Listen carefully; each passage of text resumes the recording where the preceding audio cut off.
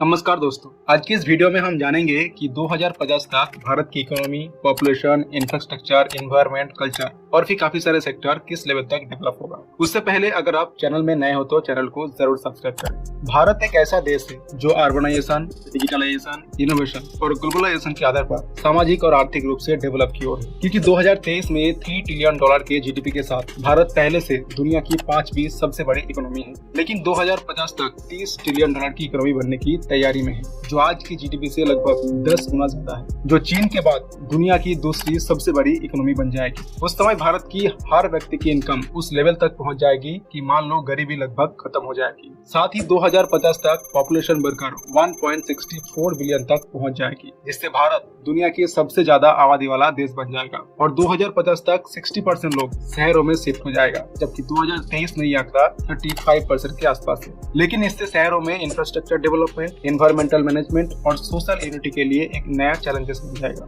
भारत की technology sector भी 2050 तक काफी डेवलप हो जाएगा, क्योंकि software service, e commerce, digital payment और स्टार्टअप फील्ड में भारत पहले से ही बहुत स्ट्रॉन्ग है। और अगर आईटी इंडस्ट्री की बात करें तो 2050 तक आईटी इंडस्ट्री डेवलप होने के चांसेस बहुत ज्यादा है, क्योंकि cloud computing, blockchain, internet of thing, biotechnology, nano technology and quantum computing जैसे न्यू डोमेन में काफी डेवलप होने की उम्मीद है। 2050 तक एनर्जी सेक्टर में भी एक बड़े लेवल की चेंजेस देखने को मिल जाएगा, क्योंकि भारत दुनिया में एनर्जी का तीसरा सबसे बड़ा कंज्यूमर है और अपनी जरूरतों के लिए फॉसिल फ्यूल पर बहुत ज्यादा डिपेंड है। लेकिन 2050 तक भारत का टारगेट अपनी टोटल इलेक्ट्रिसिटी का 75% रिन्यूएबल एनर्जी से इंक्रीज करना, इसमें से 34% सोलर एनर्जी और 32% विंड एनर्जी से। साथ ही हाइड्रोजन फ्यूल सेल और बायोफ्यूल जैसे क्लीन एनर्जी ऑप्शंस को भी डेवलप करेगा। 2050 तक भारत के पास वर्ल्ड क्लास इंफ्रास्ट्रक्चर होगा, साथ ही high speed rail network, metro system, expressway, airport, sea port, एक modern and efficient transportation system बन जाएगा। साथ ही green buildings, smart cities, waste management system